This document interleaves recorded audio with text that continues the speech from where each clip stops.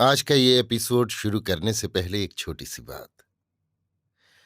क्या आप भी अपना पॉडकास्ट बनाने की सोच रहे हैं? तो एंकर ट्राई कीजिए। ये पॉडकास्ट बनाने का सबसे आसान तरीका है। नंबर 1, ये फ्री है। नंबर 2, इसमें कई सारे ऐसे टूल्स हैं जो आपको अपने फोन और कंप्यूटर पर रिकॉर्ड और एडिट करने की फैसिलिटी देते हैं। नंबर 3, आप अपने पॉडकास्ट को डिस्ट्रीब्यूट भी कर सकते हैं, जिससे इसे स्पॉटिफाई और दूसरे प्लेटफॉर्म पर सुना जा सके। तो डाउनलोड कीजिए फ्री एंकर ऐप या विजिट कीजिए anchor.fm पर अपना पॉडकास्ट स्टार्ट करने के लिए। ये तो थी एक छोटी सी जानकारी, और अब शुरू करते हैं एपिसोड का सिलसिला। तो आज के एपिसोड में लीजिए सुनिए ओ हेनरी की लिखी कहानी कालाबाज का उद्धार, मेरी यानी समीर गोस्वामी की आवाज में। एक साल टेक्सास की सीमा पर रियो ग्रांडे के आसपास एक निर्दयी डाकू ने कुछ महीने तक लोगों को बहुत परेशान किया। ये बदनाम डाकू देखने में विचित्र लगता था।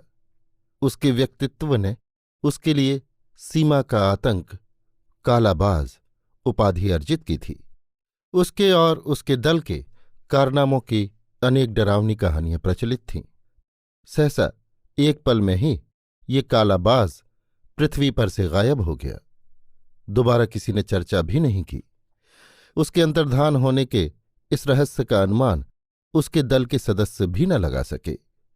सीमांत प्रदेशों की बस्तियों और चरागाहों में ये आतंक फैला हुआ था कि वो फिर से आकर उन्हें लूटेगा और उनके लकड़ी के घरों को तहस नहस कर देगा। पर ऐसा कभी नहीं होगा। ये कहानी उसके भाग्य का रहस्य उद्घाटन करने के लिए ही लिखी गई है।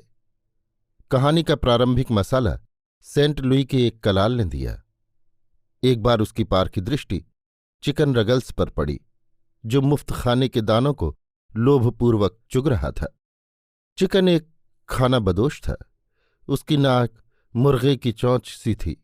मुर्गे खाने की उसकी भूख असीम थी और बिना दाम चुकाए अपनी भूख मिटाने की उसकी आदत थी।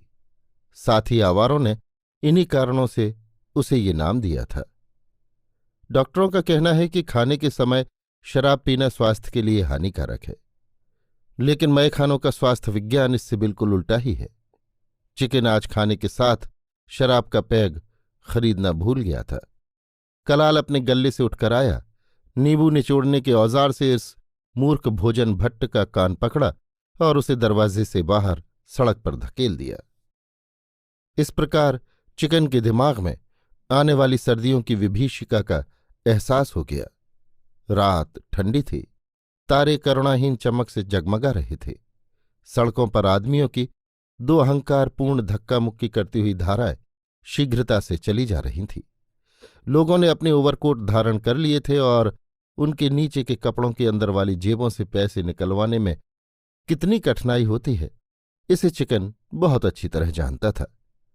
हर वर्ष की तरह दक्षिण की ओर प्रयाण करने का समय आ चुका था। 5 या 6 साल का एक नन्हा सा बालक एक हलवाई की दुकान की खिड़की की ओर ललचाई नजरों से देख रहा था। उसके एक हाथ में 2 औंस की खाली शीशी थी और दूसरे में उसने कुछ चीज जोर से भींच रखी थी, जो चपटी और गोल होती है तथा जिसके किनारे पर चूड़ी बनी हुई होती है। चिकन को ये दृश्य अपनी योग्यता और साहस प्रदर्शन का उपयुक्त क्षेत्र दिखाई दिया। क्षितिज तक नजर दौड़ाकर उसने ठीक तरह इस बात की जांच कर ली कि कोई सरकारी आदमी तो आसपास नहीं है, और फिर उसने अपने शिकार से छलपूर्वक दुआ सलाम शुरू की। लड़के ने इस वार्तालाप की कोई परवाह नहीं की, क्योंकि उसे बचपन से ही ऐसी परोपकारी मनुहारों पर संदेह करने की शिक्षा घर वालों द्वारा मिल चुकी थी। चिकन समझ गया कि अब उसे साहस के साथ ऐसा प्रचंड दांव खेलना पड़ेगा जिसकी भाग्य भी अपने अभिभावकों से आकांक्षा रखता है।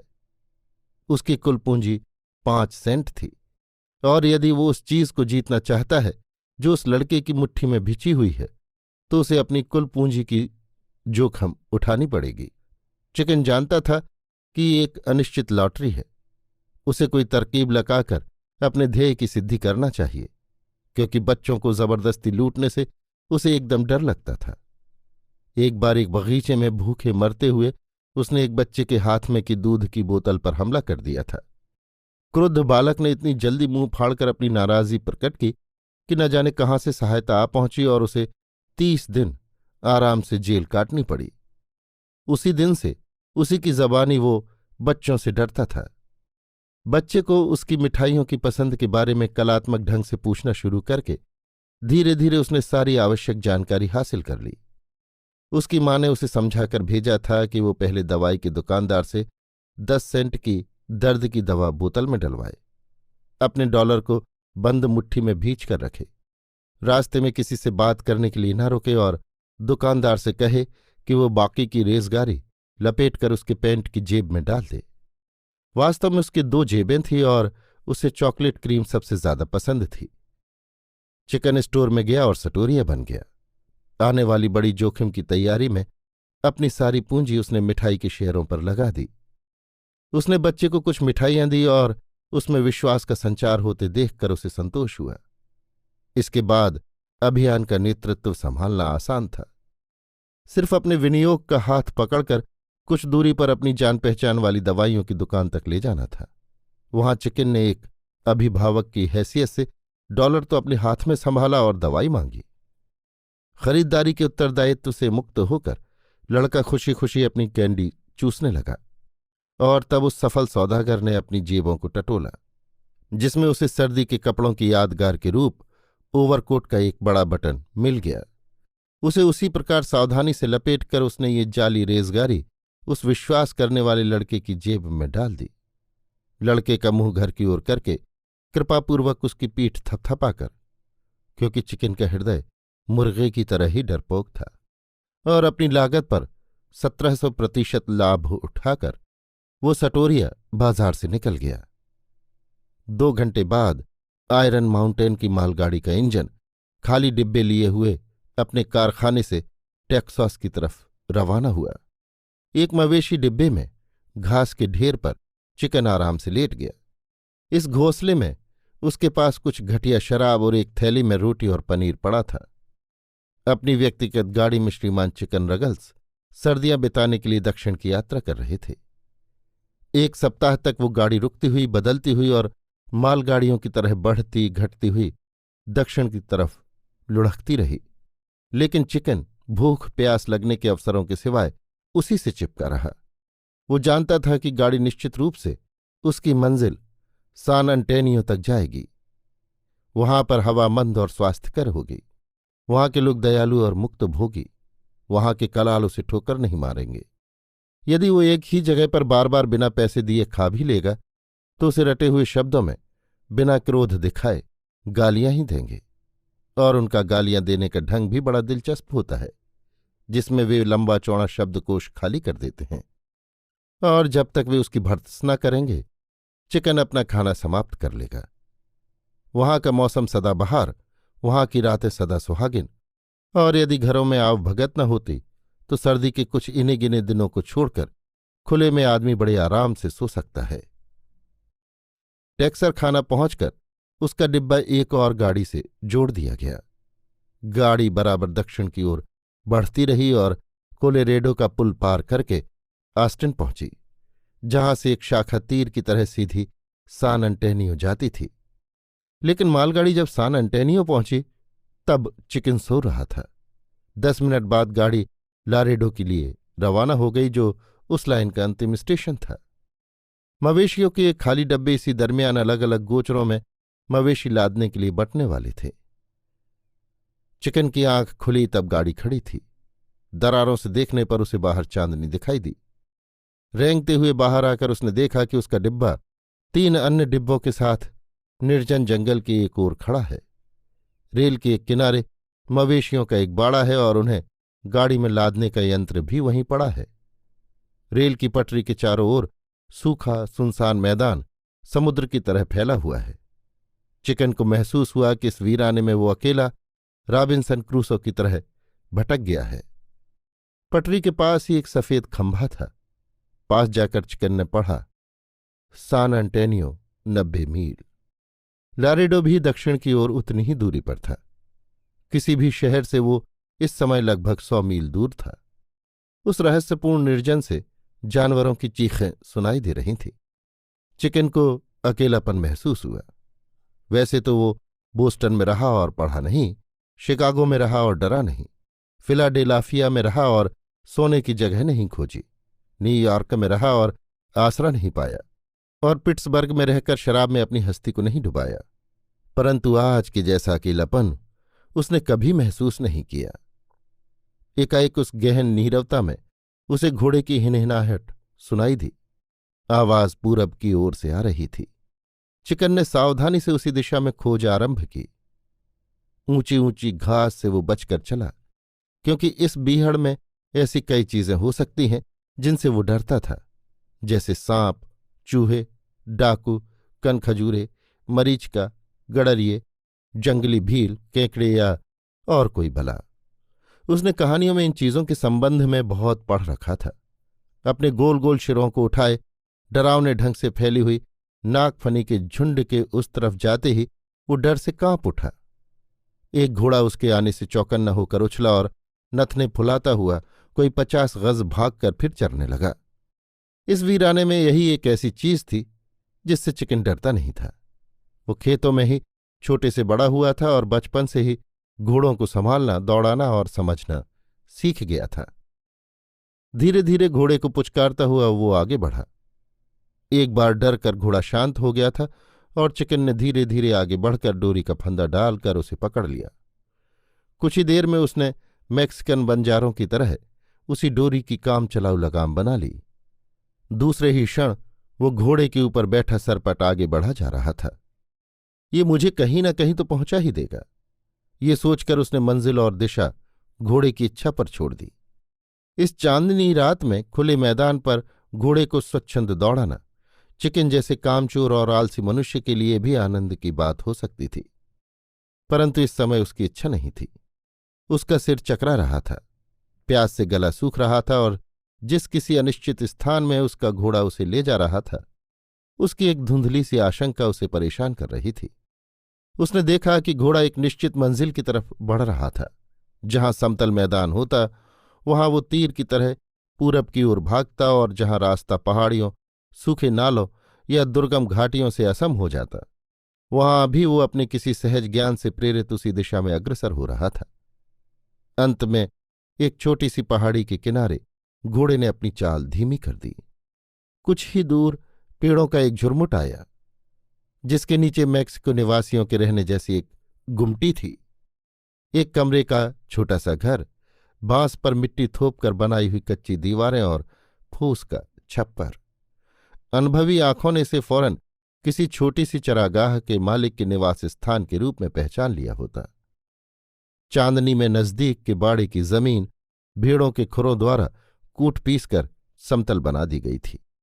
सभी ओर चरागाहों का तामझाम बिखरा पड़ा था, जैसे रस्सियां, लगामें, जीन, भेड़ों की खालें, ऊन के बोरे, नांद और तंबू ठोकने का कवाड़ा। दरवाजे के पास 2 घोड़ों की बग्घी खड़ी थी। वहीं पीने के पानी का पीपा रखा था। बग्घी की धुरी पर घोड़े के कई साज अस्त व्यस्त पड़े ओस में भीग रहे थे। नीचे उतरकर चिकन ने घोड़े को एक पेड़ से बांध दिया। बार बार पुकारने पर भी उसे कोई उत्तर नहीं मिला। दरवाजा खुला ही था। वो सावधानी से अंदर घुसा। धुंधली रोशनी में भी उसने देख लिया कि घर में कोई नहीं है। उसने दिया सलाई से टेबल पर पड़ी लालटेन को जलाया। कमरा किसी अविवाहित चरवाहे का मालूम देता था, जिसे सिर्फ आवश्यक वस्तुओं के संग्रह से ही संतोष था। चिकन ने सतर्कता से कमरे को छानना शुरू किया और उसकी कल्पना से भी परे एक चीज, एक छोटी सी भूरी सुराही उसके हाथ लगी, जिसमें अब भी उसकी तमन्ना से भरा एक जाम बचा था। करीब आधे घंटे बाद लड़ाकू मुर्गे की तरह खूंखार होकर चिकन लड़खड़ाता हुआ बाहर निकला। इस दरमियान उसने अपने फटे पुराने चिथड़ों के स्थान पर मकान मालिक के कपड़ों पर अधिकार जमा लिया था। वो भूरी जीन का मोटा सूट पहने हुए था, जिसका कोट छेल बटाऊ सा भड़कीला था। वो भारी जूते पहने था, जिसकी एड़ उसके हर कदम के साथ चरमराती थी। उसकी कमर में कारतूसों से भरा चमड़े का एक पट्टा कसा हुआ था, जिसके दोनों ओर 2 तमंचे लटक रहे थे। इधर उधर टटोल कर उसने कुछ कंबल, एक जीन और एक लगाम भी ढूंढ ली और इनसे अपने घोड़े को कसा। जोर से एक बेसुरा गीत अलापता हुआ वो घोड़े पर बैठकर जल्दी से आगे बढ़ गया। बड किंग की डाकुओं, लुटेरों और उठाईगीरों की टोली नजदीक में ही फ्रायो नदी के किनारे एकांत में डेरा डाले हुए थी। रियो ग्रांडे के इस इलाके में उनकी करतूतों से आतंक छाया हुआ था, जिससे कैप्टन किन्नी को अपने साथियों की मदद से उनकी खबर लेने का हुक्म मिल चुका था। इसीलिए बड किंग ने, जो एक अनुभवी और समझदार नायक था, अपने साथियों की राय को ठुकराकर भी कानून के इन हिमायतियों के पंजे में फंसने के बजाय कुछ समय के लिए फ्रायो घाटी के इस बीहड़ में अवकाश ले लेना ही उचित समझा था। हालांकि ये कदम समझदारी का था और बड किंग की प्रसिद्धि या बहादुरी पर इससे कोई धब्बा नहीं लगता था, फिर भी उसके साथियों में असंतोष की एक लहर फैल गई। दरअसल इस निर्जन में अपयश के साथ चुपचाप पड़े हुए वे लोग गुपचुप बड किंग के नेतृत्व की अयोग्यता पर वाद विवाद करने लगे थे। इससे पहले कभी बड की बुद्धिमत्ता और कार्यक्षमता की आलोचना किसी ने नहीं की थी, परंतु अब एक नवोदित तारे के प्रकाश में उसके यश का सूर्य फीका पड़ रहा था। यश का यही दुर्भाग्य होता है। दल की भावना एक ही विचार में केंद्रित हो रही थी कि कालाबाज उनका नेतृत्व अधिक जीवट, लाभ और योग्यता से कर सकता है। ये कालाबाज उपनाम सीमा का आतंक कोई 3 महीने हुए दल का सदस्य बना था। एक रात जब वे लोग सैन मीगल तालाब के किनारे डेरा डाले हुए पड़े थे, एक आबदार फौजी घोड़े पर बैठा हुआ कोई एकाकी घुड़सवार उनसे आ मिला। नवागंतुक का ढील डौल लंबा, चौड़ा और अपशकुन सूचक था। चौंच की सी नाक, जिसका नुकीला भाग घनी काली मूछों के ऊपर उठा हुआ था, डरावनी गहरी आंखें, हैट बूट से लैस, तमंचों से जड़ा हुआ, नशे में चूर, निर्भयता की साक्षात मूर्ति। बड किंग के डेरे में इस तरह बेधड़क घुस आने की हिम्मत रियो की घाटी में रहने वाले कम ही लोगों ने की होगी, परंतु ये तो शिकारी बाज की तरह घुस आया और भोजन कराने की मांग करने लगा। मैदानों के उस उपजाऊ प्रदेश में आतिथ्य की कमी नहीं। यदि आपका दुश्मन भी आपके दरवाजे से होकर गुजरे तो आपका फर्ज है कि गोली से उड़ाने से पहले उसके पेट पूजा करे। उसके शरीर को बंदूक की गोलियों से भरने से पहले उसके पेट को भंडार की उत्तम चीजों से भरना जरूरी है। इसलिए अज्ञात कारण से आए हुए इस अजनबी के सम्मान में एक शानदार दावत की गई। वो बड़ा बातूनी था। अपने कारनामों की उसने शानदार गप्पे हाँकी। कभी कभी उसकी भाषा समझ में नहीं भी आती, पर बात का रंग जमा रहता। इस कैंडे के आदमियों से अनजान बड किंग के साथियों में उसने सनसनी फैला दी। उसकी दूर की सूझ, लच्छेदार भाषा, जीवन का लापरवाह दृष्टिकोण, इस दुनिया और आने वाली दुनिया के प्रति उदासीनता और मन की बात को निशंक होकर कहने का ढंग, इन सब बातों ने दल के सदस्यों को उसका बिना मूल का गुलाम बना दिया। आगंतुक के लिए लुटेरों का वो दल मूर्ख किसानों के समूह से अधिक कुछ नहीं था। जिस तरह किसी खेत में बैठे बैठे उन्हें गप्पे सुनाकर वो अपना पेट भर लेता था, उसी तरह आज डाकुओं के दल को फंसा बैठा। और सचमुच उसके अज्ञान का एक और कारण भी था। प्रदेश के लुटेरे एकदम बुरे नहीं होते। डाकुओं का वो दल किसी अजनबी को निरीह गंवार किसानों का समूह लग सकता था, जो बैठे बैठे भुट्टे भून रहे हों। नम्र व्यवहार, धीमी चाल, मंद स्वर, सादे कपड़े, उनके काले कारनामों का एक भी चिन्ह सामान्य दर्शक को दिखाई नहीं देता था। इस दिलचस्प मेहमान का 2 रोज तक शानदार स्वागत हुआ। फिर एक मत से उसे दल का सदस्य बनने का निमंत्रण दिया गया। उसने अपनी सहमति व्यक्त की और कप्तान मॉन्ट्रेसर के शानदार नाम से दर्ज होने की इच्छा भी, परंतु इस सुझाव का तुरंत विरोध हुआ और उसकी कभी न बुझने वाली भूख को नजर में रखते हुए बकासुर की उपाधि प्रदान की गई। इस तरह टेक्सास के सीमांत प्रदेश में वहां के सबसे दर्शनीय डाकू का जन्म हुआ। इसके बाद 3 महीने तक बड किंग अपना काम करता रहा। सिपाहियों से मुठभेड़ यथासंभव टालना और मौका लगते ही जो कुछ मिले उसमें संतोष मानकर रफू हो जाना। दल ने समीप की चरागाहों के कई सुंदर घोड़े और मवेशियों के कई रेवड़ उड़ाए, जिन्हें रियो घाटी के उस पार अच्छे दामों में बेच दिया गया। कभी कभी दल छोटे छोटे गांवों या मैक्सिकन लोगों की बस्तियों पर धावा बोल देता और उन गरीब बंजारों को डरा धमकाकर खाने पीने की चीजें और बारूद, कारतूस जैसी आवश्यक चीजें लूट कर ले जाता। इस प्रकार के रक्तहीन धावों के दौरान में ही बकासुर के भयानक डील डॉल और डरावनी आवाज ने उसके लिए एक ऐसी शानदार और व्यापक प्रसिद्धि अर्जित कर ली जो दल के मधुभाषी रोनी सूरत वाले लुटेरों के लिए जीवन भर में भी कमानी संभव नहीं थी। नामकरण करने में प्रवीण मैक्सिकन लोगों ने ही पहले पहल उसका नाम कालाबाज रखा था। उस नाम से वे बच्चों को डराया करते थे कि ये भयानक लुटेरा अपनी चोंच में छोटे बच्चों को उठाकर ले जाता है। कुछ ही दिनों में ये कालाबाज सीमा का आतंक नाम से प्रसिद्ध हो गया और अखबारों की अतिशयोक्तिपूर्ण खबरें और गड़रियों की गपशप में प्रचलित हो गया। न्यूसीस से लगाकर रियो ग्रांड तक का प्रदेश बीहड़ पर उपजाऊ था। भेड़ बकरी चराने के बड़े बड़े चरागाहों की जमीन की कोई कीमत नहीं थी। आबादी बहुत कम थी। कानून विशेषतर किताबों तक ही सीमित था और डाकुओं को बहुत कम विरोध का मुकाबला करना पड़ता था। पर इस भड़कीले और आकर्षक बकासुर के आगमन के बाद दल काफी कुप्रसिद्ध हो गया था।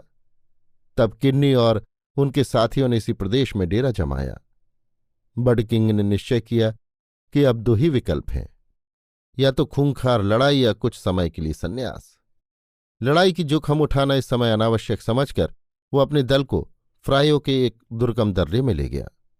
जैसा कि पहले कहा जा चुका है, इसी बात को लेकर दल के सदस्यों में असंतोष की आग भड़क उठी और बड के खिलाफ कार्यवाही करने का निश्चय किया गया।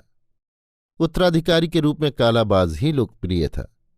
बड किंग अपने साथियों की भावना से अनभिज्ञ नहीं था, इसलिए उसने अपने विश्वस्त सेनानी कैक्टस टेलर को सलाह मशवरे के लिए बुलाया। बड बोला, अगर वे लोग मुझसे संतुष्ट नहीं हैं तो मैं पदत्याग करने को तैयार हूं। मेरे काम करने के ढंग से वे संतुष्ट नहीं हैं। विशेष कारण ये हुआ कि जब तक सेम किन्नी इस इलाके में मौजूद है, मैंने चुप रहना ही उचित समझा है। मैंने तो उन्हें गोली का शिकार बनने या सरकारी मेहमान बनने से बचाया और वे कहते हैं कि मैं निकम्मा हूं।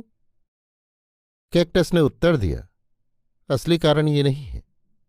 असल में वे लोग बकासुर से बहुत प्रभावित हुए हैं और चाहते हैं कि अपनी शानदार मूंछों और चौंचनुमा नाक लिए वही उनके कारवां का रहबर हो। बड ने विचार करते हुए कहा, बकासुर के बारे में कुछ विचित्र बात तो जरूर है। उसके मुकाबले का कोई आदमी ही अब तक मैंने नहीं देखा। बेशक वो चिल्लाता बहुत जोर से है और उसकी जोड़ का घुड़सवार भी मिलना मुश्किल है, पर उसे अभी आजमाया नहीं जा सका। तुम जानते हो कैक्टस कि उसके आने के बाद अपने दल का अभी तक किसी से संघर्ष ही नहीं हुआ। मैक्सिकन गवारों को डराने में या छोटी मोटी दुकानों को लूटने में बकासुर सिद्धहस्त है। ये भी माना कि मक्खन के डिब्बे लूटने में और आयस्टर के टीन उड़ाने में भी वो पारंगत है, पर इससे उसकी लड़ाई की उमंग का पता नहीं चलता। मैं ऐसे कई लोगों को जानता हूं जो गप्पें तो बहुत लंबी चौड़ी हाँकते हैं, पर गोली की पहली बौछार बरसते ही उनके पेट में दर्द होने लगता है। कैक्टस बोला, बातें तो वो बड़ी बड़ी करता है और कई लड़ाइयों का वर्णन भी सुनाता है। कहता है कि उसने हाथी की नानी को देखा है और उल्लू की मौसी को सुना है। बड किंग ने डाकुओं की सांकेतिक भाषा में शंका व्यक्त की, मुझे तो ढोल में पोल दिखाई देती है। ये बातचीत एक रात को खेमे में बैठकर हुई थी, जबकि दल के अन्य 8 सदस्य धूनी के चारों ओर पड़े आराम से खाना खा रहे थे। बड और कैक्टस का वार्तालाप समाप्त होते ही बकासुर की डरावनी आवाज सुनाई दी, जो सदा की तरह अपनी भेड़ियों सी भूख का थोड़ा बहुत निवारण करने में लगा हुआ था, क्योंकि उसकी संपूर्ण तुष्टि तो संभव ही नहीं थी। वो कह रहा था, इन गाय के बछड़ों और घोड़ों का हजारों मील पीछा करने से क्या फायदा? इसमें क्या रखा है? झाड़ झंखाड़ों में दिन भर भटक भटक कर ऐसी प्यास लगती है जिसे पूरा मैखाना भी नहीं बुझा सकता, और खाना छूट जाता है सो अलग। अगर मैं इस दल का मुखिया हूं तो क्या करूं मालूम है? मैं तो किसी रेलगाड़ी को लूटूं, किसी डाक गाड़ी पर ही हाथ साफ करूं, ताकि नगद नारायण तो हाथ लगे। इस तरह धूल फांकने से क्या फायदा? मैं तो अब थक गया हूं। गाय घोड़े चराने के इस घटिया खेल से मुझे नफरत हो गई है। बाद में दल के प्रतिनिधि बड से मिले। एक पांव पर खड़े खड़े दांतों से घास चबाते हुए वे इधर उधर की उद्देश्यहीन बातें करने लगे, क्योंकि अपने नेता की भावना को ठेस लगाने में उन्हें दुख हो रहा था। बड उनके आने का कारण जानता था। वे अधिक खतरा और अधिक लाभ चाहते थे। बड ने उनका काम आसान कर दिया। रेलगाड़ी लूटने की बकासुर की योजना ने उनके मन में नई शक्ति का संचार करके उसके संयोजक के साहस और हिम्मत के प्रति और भी अधिक श्रद्धा उत्पन्न कर दी थी। स्वभाव से वे लोग इतने सीधे सादे, निश्छल और रूढ़िग्रस्त थे कि इससे पहले कभी मवेशी चुराने और उनके काम में टांग अड़ाने वालों को मौत के घाट उतारने के सिवाय उन्होंने अपने व्यापार का क्षेत्र बढ़ाया ही नहीं था। बड ने उदारतापूर्वक इस अभियान में सहायक का स्थान स्वीकार कर लिया ताकि कालाबाज अपने नेतृत्व की योग्यता प्रमाणित कर सके। रेल के टाइम टेबलों का अध्ययन, उस प्रदेश की भौगोलिक स्थिति और अन्य कई बातों के सोच विचार के बाद नई योजना कार्यान्वित करने का दिन, समय और स्थान तय किया गया। उन दिनों मैक्सिको में चारे का अकाल पड़ रहा था और अमेरिका में मवेशियों की कमी। इसलिए अंतर्राष्ट्रीय व्यापार जोरों पर था और दोनों देशों के बीच काफी धन रेल द्वारा ले जाया जाता था। ये निश्चित हुआ कि इस डाके के लिए लारेडो से 40 मील उत्तर की ओर स्थित आईजीएम रेलवे का एस्पिना नामक छोटा सा स्टेशन सबसे उपयुक्त रहेगा। गाड़ी वहां सिर्फ 1 मिनट रुकती थी। चारों तरफ का प्रदेश उजाड़ और निर्जन था और स्टेशन पर सिर्फ एक ही मकान था जिसमें स्टेशन मास्टर रहता था। घोड़ों पर बैठकर कालेबाज का दल रात में ही निकल पड़ा। पूरा दिन उन्होंने एस्पिना के समीप की झाड़ियों में घोड़ों को सुस्ताया। एस्पिना में गाड़ी रात को 10:30 बजे आती थी। गाड़ी लूटकर दूसरे दिन भोर होते होते वे लोग राजी खुशी मैक्सिको की सीमा पार कर सकते थे। ईमानदारी से कहें तो कालाबाज ने अपनी माननीय जिम्मेदारी से झिझकने का कोई लक्षण प्रकट नहीं किया। बहुत समझदारी के बाद उसने अपने दल के लोगों में काम का विभाजन किया और अपना कर्तव्य निभाने की उन्हें तालीम दी। पटरी के दोनों तरफ दल के 4-4 लोग झाड़ी में छुपे रहेंगे। कनकटा रोजर स्टेशन मास्टर को संभालेगा। ब्रोंको चार्ली घोड़ों को तैयार रखेगा। इंजन के खड़े रहने के संभावित स्थान पर एक ओर बडकिंग और दूसरी ओर स्वयं कालाबाज छुपकर बैठेंगे। गाड़ी रुकते ही ड्राइवर और खलासी पर हमला करके वे दोनों उन्हें नीचे उतारकर पीछे की ओर जाने को मजबूर करेंगे। इसके बाद डाकगाड़ी को लूटकर पलायन किया जाएगा। जब तक कालाबाज अपना तमंचा चलाकर इशारा न दे तब तक कोई भी अपनी जगह से हिलेगा नहीं। योजना परिपूर्ण थी। गाड़ी आने से 10 मिनट पहले हर आदमी अपनी जगह पर मुस्तैद हो गया। पटरियों तक घनी उगी हुई घास ने उन्हें पूरी तरह ढक लिया था। रात काली थी और बदली रिमझिम बरस रही थी। कालाबाज पटरी से कोई 5 गज दूर एक झाड़ी के पीछे छिपा बैठा था। उसके दोनों ओर 6-6 कारतूसों वाली 2 पिस्तौलें बंधी हुई थीं। कभी कभी वो अपनी जेब से एक छोटी सी काली बोतल निकालकर मुंह से लगा लेता था। पटरी पर काफी दूर एक मध्यम तारा दिखाई दिया जो थोड़ी ही देर में आने वाली गाड़ी की हेडलाइट में परिवर्तित हो गया। गाड़ी घड़घड़ाती हुई आई। छिपे हुए लुटेरों को प्रकाश में डुबोता हुआ इंजन आगे बढ़ गया, मानो उन्हें सजा देने के लिए कोई यमदूत आया हो। कालाबाज जमीन से चिपक गया। उनके अंदाज के खिलाफ इंजन कालाबाज और बडकिंग के छिपने की जगह के पास रुकने की बजाय कोई 40 गज आगे जाकर रुका। डाकुओं का सरदार उठ खड़ा हुआ और झाड़ी से इधर उधर झांकने लगा। उसके साथ ही इशारे की राह देखते हुए चुपचाप पड़े थे। कालाबाज के ठीक सामने जो चीज आ खड़ी हुई उसने तुरंत उसका ध्यान आकर्षित किया। ये डाकगाड़ी न होकर मिलीजुली गाड़ी थी। उसके सामने एक मवेशियों का डिब्बा आ खड़ा हुआ जिसका दरवाज़ा गलती से कुछ खुला रह गया था। अंदर से आने वाली भीनी, परिचित, घुटी हुई, नशीली और प्रिय सड़े हुए तेल की सी दुर्गंध ने उसके मन में बीते हुए सुखी दिनों और यात्राओं की याद ताज़ा कर दी। इस मोहक सुगंध को कालाबाज वैसी तल्लीनता से सूंघता रहा जैसे कोई घुमक्कड़ स्वदेश लौटकर गुलाब के फूलों से छाई अपनी झोपड़ी को सूंघता है। घर की याद ने उसे पागल कर दिया। उसने रेल के डिब्बे में हाथ डाला। फर्श पर सूखी गुदगुदी घुंघराली नरम आकर्षक घास बिछी हुई थी। बाहर रिमझिम का स्थान हड्डियां कपा देने वाली वर्षा ने ले लिया था। गाड़ी की घंटी बजी। डाकुओं के सरदार ने कमर से पट्टा खोला और तमंचों के समेत उसे जमीन पर फेंक दिया। भारी जूतों और चौड़े टोप की भी वही दशा हुई। कालाबाज का रूपांतर हो गया। गाड़ी रवाना होती ही एक झटके के साथ भूतपूर्व सीमा के आतंक ने कूद कर डिब्बे में चढ़ते हुए दरवाजा बंद कर लिया। घास पर आराम से लेटे हुए, काली बोतल सीने से लगाए, आंखें बंद की और अपने डरावने चेहरे पर मूर्खतापूर्ण पर सुखद मुस्कुराहट लिए चिकन रगल्स ने अपनी वापसी यात्रा आरंभ की। डाकुओं का दल अपने नेता के इशारे की प्रतीक्षा में निस्पंद पड़ा रहा और रेलगाड़ी बेखटक एस्पीना से चल दी। जैसे ही गाड़ी की रफ्तार बढ़ती गई और ऊंची घास के काले झुरमुट पीछे सरकते गए, गाड़ी के हर कार्य ने अपना पाइप सुलगाकर खिड़की से बाहर देखते हुए टिप्पणी की, वाह, डाका डालने के लिए क्या ही बढ़िया स्थान है। अभी आप सुन रहे थे ओ हेनरी की लिखी कहानी कालाबाज का उद्धार, मेरी यानी समीर गोस्वामी की आवाज में।